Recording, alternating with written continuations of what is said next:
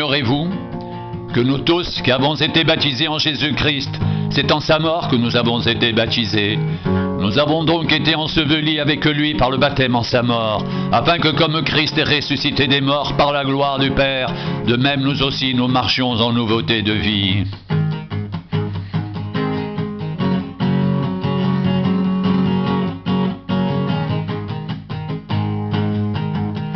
En effet, si nous sommes devenus une même plante avec lui par la conformité à sa mort, nous le serons aussi par la conformité à sa résurrection, sachant que notre vieil homme a été crucifié avec lui, afin que le corps du péché soit réduit à l'impuissance, pour que nous ne soyons plus esclaves du péché, car celui qui est mort est libre du péché. Or, si nous sommes morts avec Christ, nous croyons que nous vivrons aussi avec lui, sachant que Christ ressuscité des morts ne meurt plus, la mort n'a plus de pouvoir sur lui, car il est mort, et c'est pour le péché qu'il est mort, une fois pour toutes. Il est revenu à la vie, et c'est pour Dieu qu'il vit.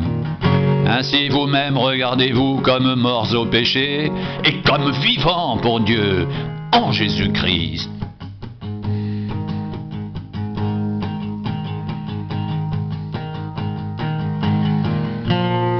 Que le péché ne règne donc point dans votre corps mortel, et n'obéissez pas à ses convoitises. Ne livrez pas vos membres au péché comme des instruments d'iniquité, mais donnez-vous vous-mêmes à Dieu, comme étant vivants, de mort que vous étiez, et offrez à Dieu vos membres comme des instruments de justice.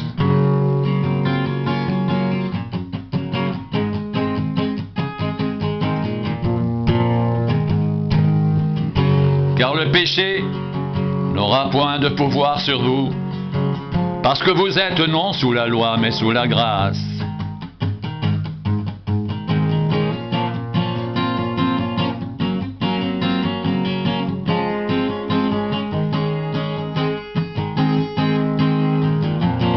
Quoi donc? Pécherions-nous parce que nous sommes non sous la loi mais sous la grâce? Loin de là. Ne savez-vous pas qu'en vous livrant à quelqu'un comme esclave pour lui obéir, vous êtes d'esclaves de celui à qui vous obéissez, soit du péché qui conduit à la mort, soit de l'obéissance qui conduit à la justice? Mais grâce soit rendue à Dieu de ce que, après avoir été esclave du péché, vous avez obéi de cœur à la règle de doctrine dans laquelle vous avez été instruits.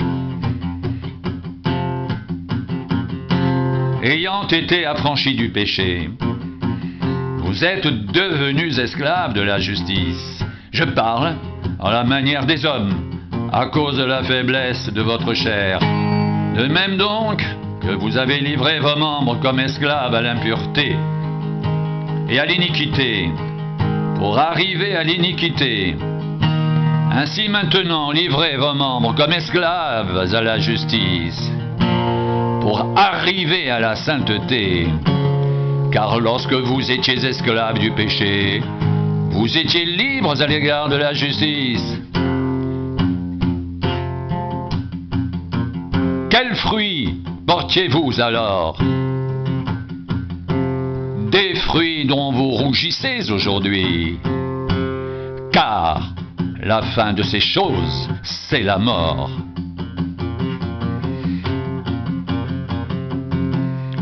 Mais maintenant, étant affranchis du péché et devenus esclaves de Dieu, vous avez pour fruit la sainteté et pour fin la vie éternelle.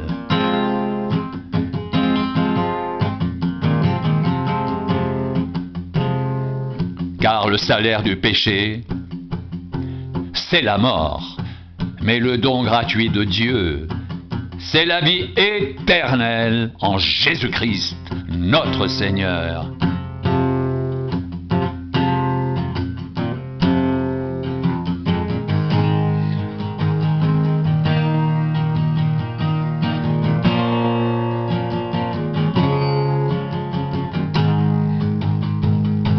Il n'y a donc maintenant aucune condamnation pour ceux qui sont en Jésus-Christ. En effet, la loi de l'Esprit de vie en Jésus-Christ m'a affranchi de la loi du péché et de la mort. Car, chose impossible à la loi, parce que la chair la rendait sans force, Dieu a condamné le péché dans la chair en envoyant à cause du péché son propre Fils, dans une chair semblable à celle du péché, et cela afin que la justice de la loi soit accomplie en nous qui marchons non selon la chair, mais selon l'Esprit. Ceux en effet qui marchent selon la chair s'affectionnent aux choses de la chair, tandis que ceux qui vivent selon l'Esprit s'affectionnent aux choses de l'Esprit. Et l'affection de la chair, c'est la mort, tandis que l'affection de l'Esprit, c'est la vie et la paix. Car l'affection de la chair est une inimitié contre Dieu, parce qu'elle ne se soumet pas à la loi de Dieu, et qu'elle ne le peut même pas. Or, ceux qui vivent selon la chair ne sauraient plaire à Dieu.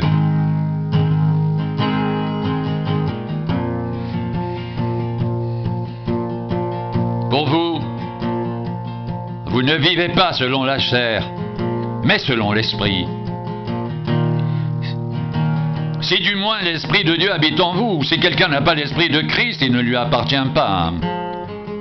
Et si Christ est en vous, le corps, il est vrai, mort à cause du péché, mais l'Esprit est vie à cause de la justice. Et si l'Esprit de celui qui a ressuscité Jésus d'entre les morts habite en vous, celui qui a ressuscité Christ d'entre les morts rendra aussi la vie à vos corps mortels par son Esprit qui habite en vous.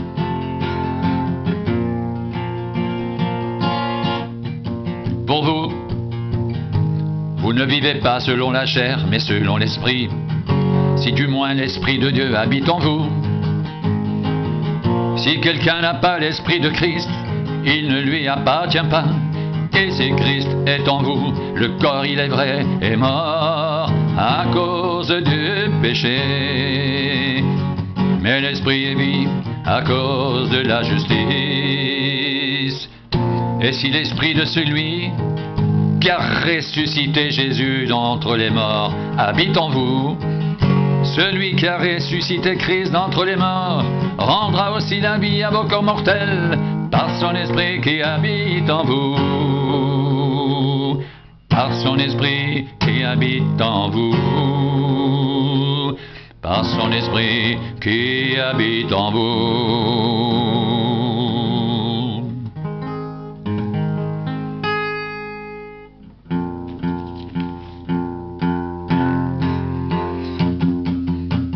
Ainsi donc, frères, nous ne sommes point redevables à la chair pour vivre selon la chair.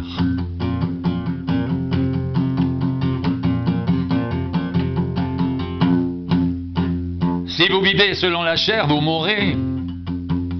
Mais si par l'Esprit vous faites mourir les actions du corps, vous vivrez. Car tous ceux qui sont conduits par l'Esprit de Dieu sont fils de Dieu.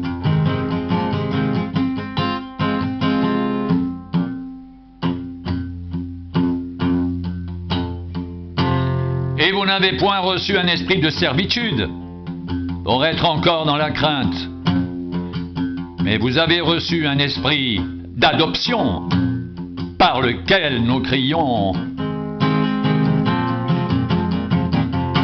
Abba, Père. L'Esprit lui-même rend témoignage à notre esprit que nous sommes enfants de Dieu.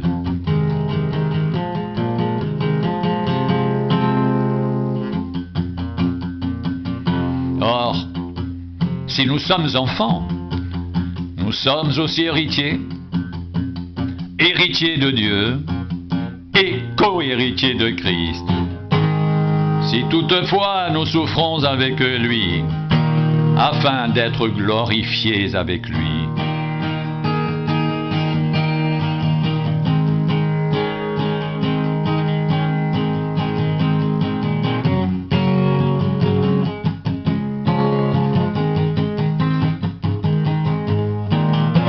J'estime que les souffrances du temps présent ne sauraient être comparées à la gloire à venir qui sera révélée pour nous. Aussi la création attend-elle avec un ardent désir la révélation des fils de Dieu. Car la création a été soumise à la vanité, non de son gré, mais à cause de celui qui l'y a soumise, avec l'espérance qu'elle aussi sera affranchie de la servitude, de la corruption, pour avoir part à la liberté de la gloire des enfants de Dieu. Or, nous savons que jusqu'à ce jour, la création tout entière soupire et souffre les douleurs de l'enfantement.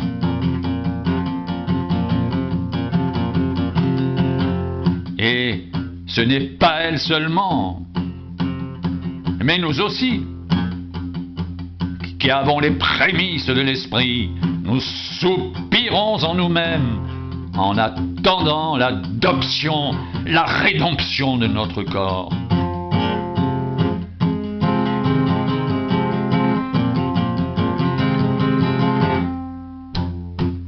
Car c'est en espérance que nous sommes sauvés.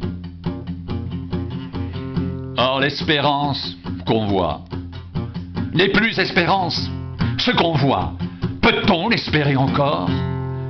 Mais si nous espérons ce que nous ne voyons pas, nous l'attendons avec persévérance.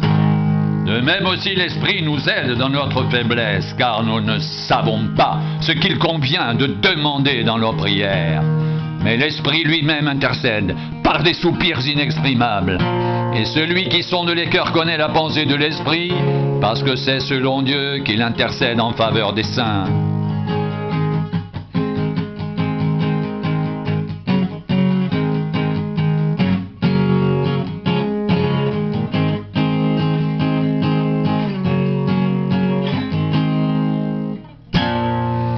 Nous savons du reste que toute chose concourt au bien de ceux qui aiment Dieu, de ceux qui sont appelés selon son dessein.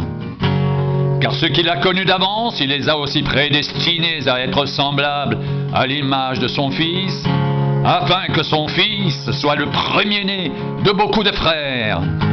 Et ceux qu'il a prédestinés, il les a aussi appelés. Et ceux qu'il a appelés, il les a aussi justifiés.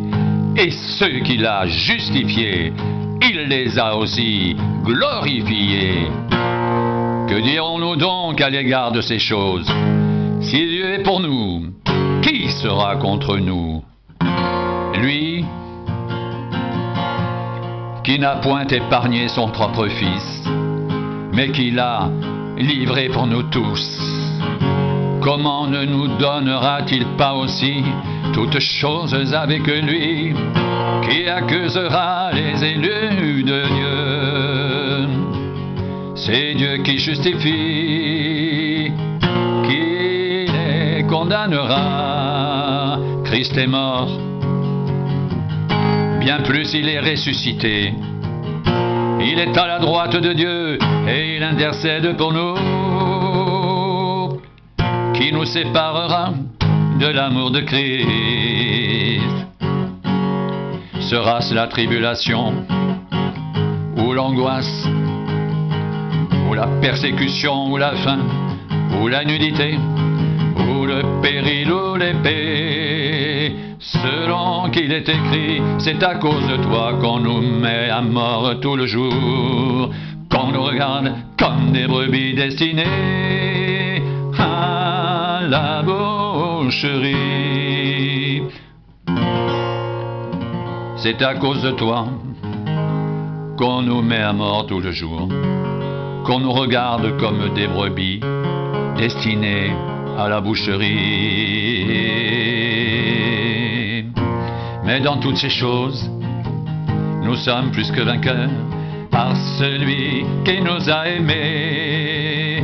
Car j'ai l'assurance que ni la mort, ni la vie, ni les anges, ni les dominations, ni les choses présentes, ni les choses à venir, ni les puissances, ni la hauteur, ni la profondeur, ni aucune autre créature ne pourra nous séparer de l'amour de Dieu manifesté en Jésus-Christ, notre Seigneur.